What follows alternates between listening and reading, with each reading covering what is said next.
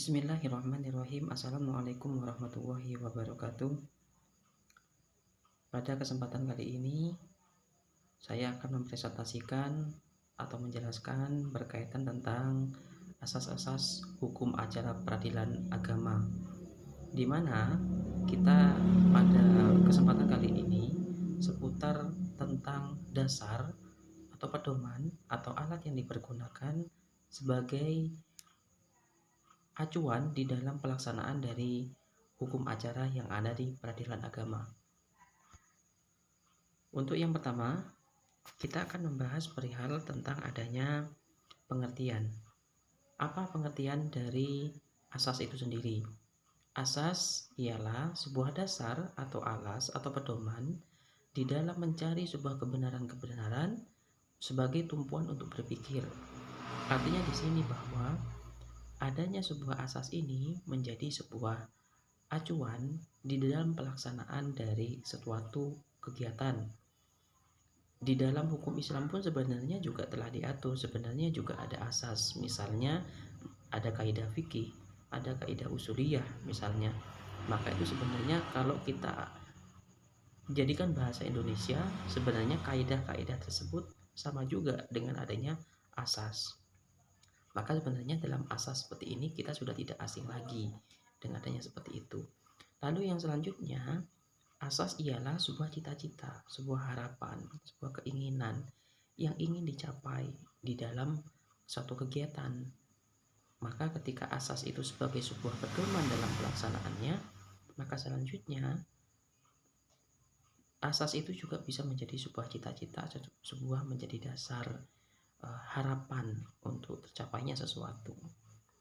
Dan secara khusus telah kita bahas lebih lanjut bahwa apa yang dimaksud dengan asas yang ada di dalam hukum acara peradilan agama, bahwa asas hukum acara peradilan agama berarti suatu kebenaran yang menjadi dasar atau tumpuan berpikir dalam hukum acara peradilan agama. Maka dalam kegiatan-kegiatan yang ada di dalam proses persidangan ataupun kegiatan-kegiatan atau aktivitas dalam acara peradilan agama, maka perlu adanya sebuah asas, perlu sebuah dasar, perlu sebuah pijakan.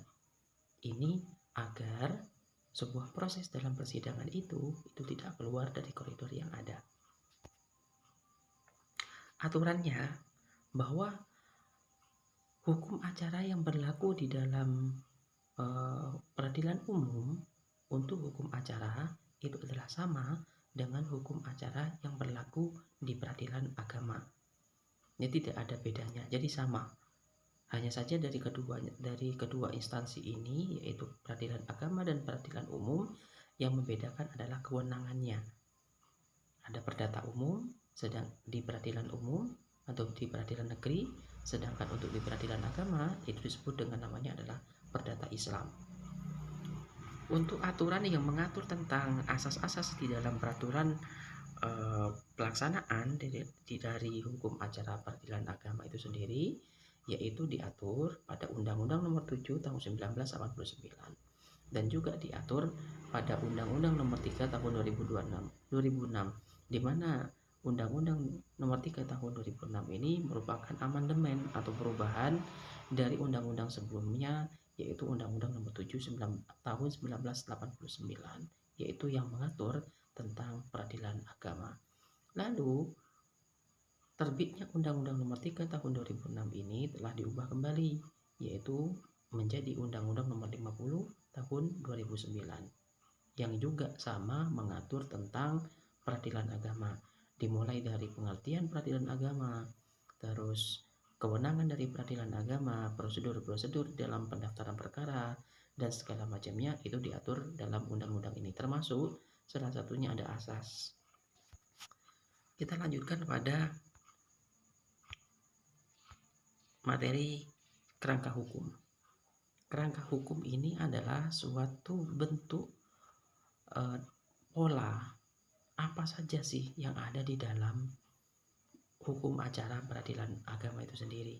Yang pertama, bahwa keberadaan dari hukum acara peradilan agama ini adalah mengacu kepada Undang-Undang Nomor tahun 1970, di mana undang-undang ini mengatur tentang ketentuan-ketentuan pokok tentang kekuasaan kehakiman, di mana dalam pelaksanaan dari undang-undang peradilan agama itu adalah merupakan amanah juga dari Undang-Undang Nomor 14 Tahun 1970 yang mengatur tentang kinerja hakim, pelaksanaan hakim, dan juga bagaimana proses di dalam memeriksa, mengadili, dan memutuskan sebuah perkara.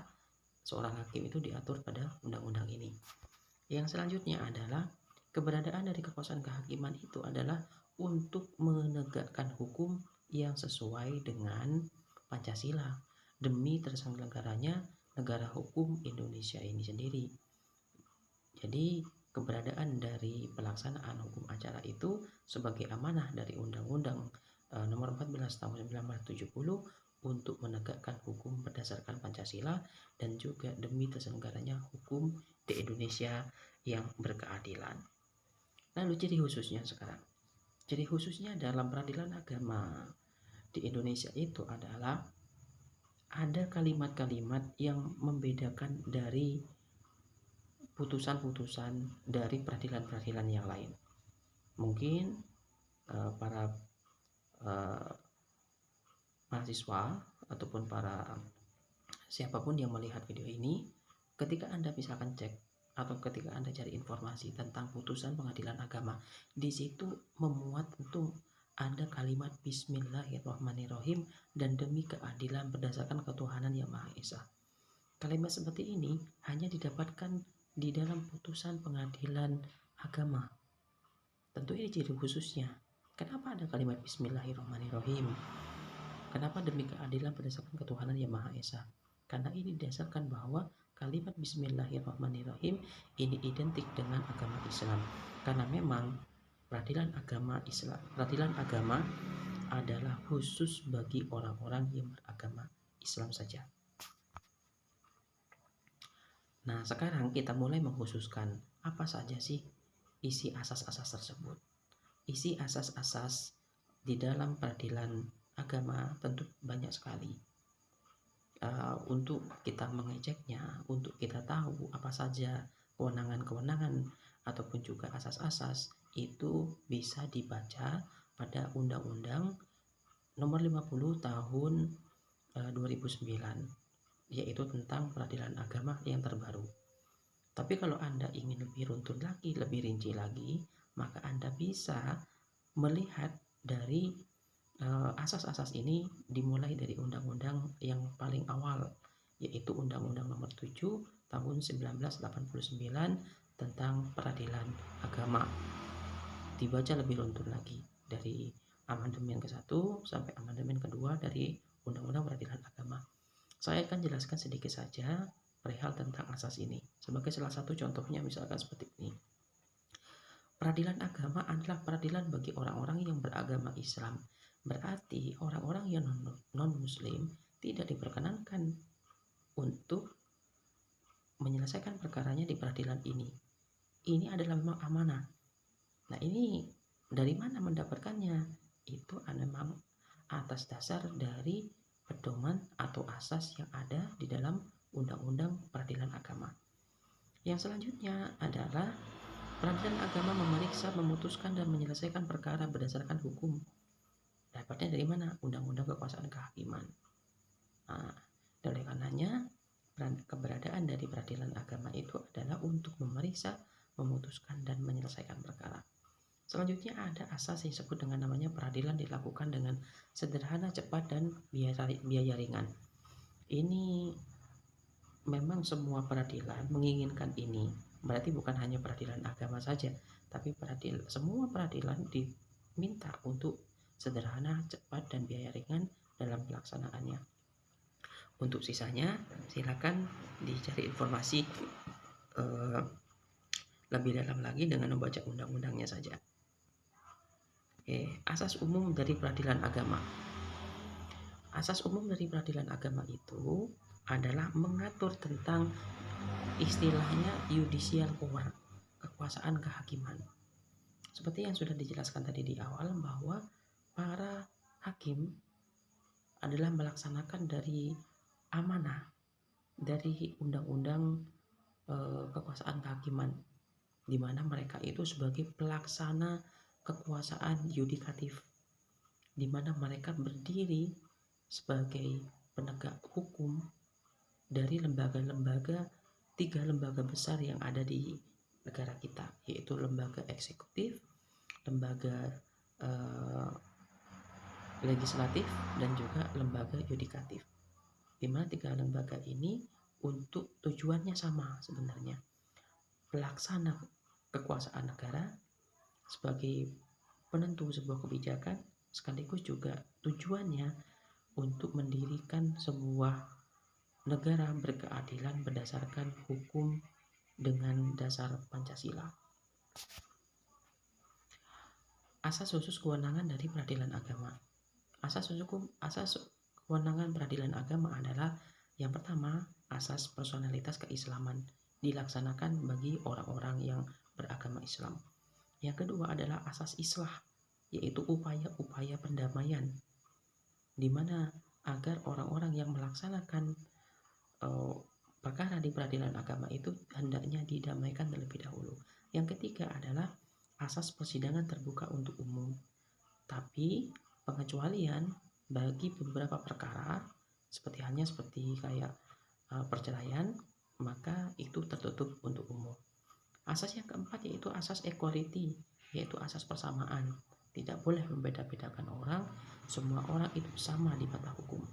Asas yang kelima adalah perdata Islam, yang menjadi kewenangan pengadilan agama. Maka kasus-kasus perkara-perkara seputar perdata Islam seperti contohnya nikah, waris, wakaf, ekonomi syariah, maka untuk penyelesaian perkaranya diselesaikan di peradilan agama.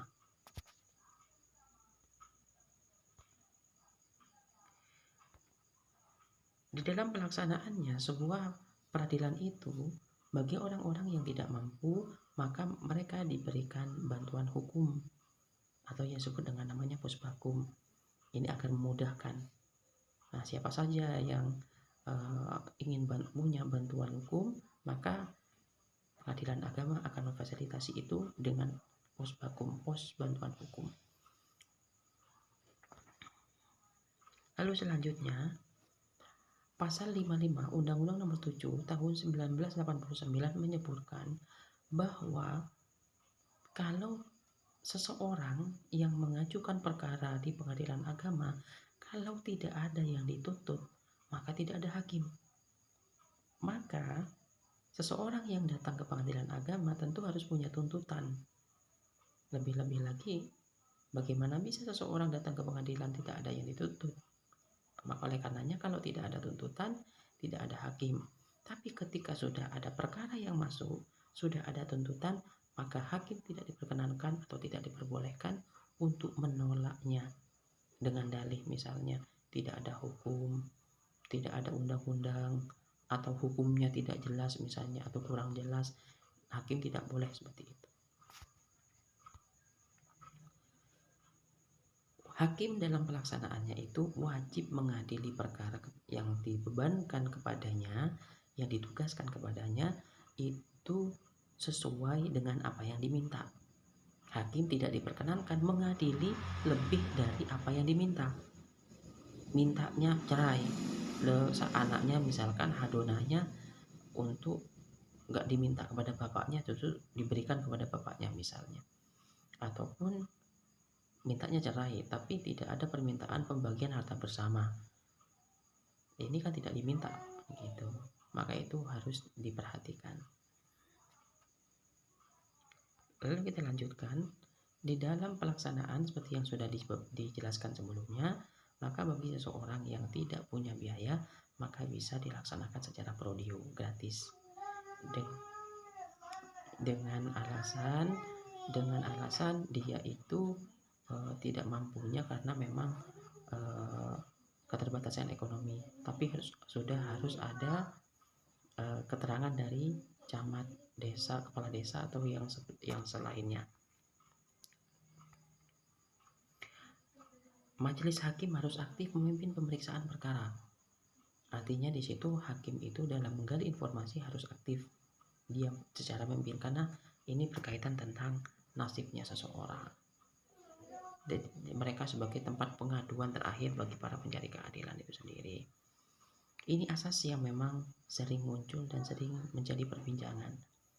Dan ini cukup familiar asas ini, yaitu asas lex specialis derogat lex generalis, bahwa hukum yang bersifat khusus itu mengesampingkan hukum yang bersifat umum. Misalnya tadi contoh di awal, bahwa persidangan itu terbuka untuk umum. Tapi di pengadilan agama ada perkara-perkara yang tertutup untuk umum, contohnya perceraian. Maka ketika peradilan itu terbuka untuk umum, maka menjadi terkhususkan tertutup untuk umum, karena memang perceraian itu menghendaki dan sifat dari kasusnya adalah tertutup untuk umum. Nah, ini kalau kita cari di Google, misal jadi contohnya adalah seperti ini. Lalu asas kehakiman sekarang. Seorang hakim itu tentu dalam pelaksanaannya ini tentu diatur. Ada aturan yang memuat tentang hal ini. Maka tidak bisa seorang hakim itu semena-mena dan segala macamnya. Maka mereka punya aturan. Mereka punya sebuah pedoman dalam pelaksanaannya. Nah, saya bacakan bahwa hakim agama adalah hakim umum dan hakim konstitusi adalah pejabat negara. Mereka diangkat oleh negara dan statusnya adalah ASN, aparatur sipil negara. Asasnya integritas, yaitu mereka harus punya kepribadian yang baik, harus punya perilaku yang baik. Terus asas ius curia novit, hakim dianggap tahu semua hukum. Jadi mereka yang datang kepada pengadilan agama berharap besar agar kasusnya bisa diselesaikan oleh pengadilan agama melalui hakimnya. Maka hakim dianggap tahu semua perkara, dianggap tahu hukum-hukumnya, tapi sesuai dengan wilayah peradilan agama atau peradilan negeri atau peradilan yang lain. Asas local wisdom. Asas ini menyatakan bahwa hakim itu sebagai penegak hukum yang dimana dalam pelaksanaannya mengambil nilai-nilai yang ada di dalam masyarakat, yang hidup di masyarakat. Itu. Ini bagian dari asas selanjutnya, asas yang terakhir, bahwasannya di dalam asas-asas yang tadi disebutkan di atas bahwa ada tambahan asas, yaitu yang pertama adalah mendengarkan kedua belah pihak, yaitu para hakim itu tidak boleh hanya fokus pada satu orang saja dalam meminta informasi, menggali informasi, maka dia harus mencari informasi dari pihak-pihak yang lain. Misalkan kasusnya gugatan, bukan hanya dari penggugat saja, tapi dari tergugat pun juga dimintai informasi bagaimana klarifikasinya yang sebenarnya. Yang selanjutnya adalah kebenaran formal, yaitu pelaksanaan hukum itu tujuannya adalah terciptanya sebuah hukum yang maksimal, dan keputusan hakim itu menjawab persoalan-persoalan yang ada di dalam masyarakat. Yang selanjutnya adalah pemeriksaan dalam dua instansi. Maksudnya adalah ketika sebuah perkara itu tidak selesai pada tingkat pertama, atau mungkin para pihak itu tidak merasa puas dengan adanya kasus yang diputus oleh hakim di tingkat pertama, maka mereka bisa mengajukannya di tingkat yang kedua, di pengadilan tinggi, atau kalau di pengadilan agama namanya adalah pengadilan tinggi agama. Selanjutnya adalah asas yang berlaku di pengadilan agama, yaitu tidak menerima kesaksian sebagian orang. Tidak semua orang bisa menjadi saksi, tidak semua orang bisa menjadi orang yang bisa memberikan informasi di pengadilan itu semua. Gitu. Yang terakhir adalah musyawarah hakim, yaitu hakim itu dalam menjelaskan harus sesuai dengan keputusan yang diputuskan secara bersama-sama.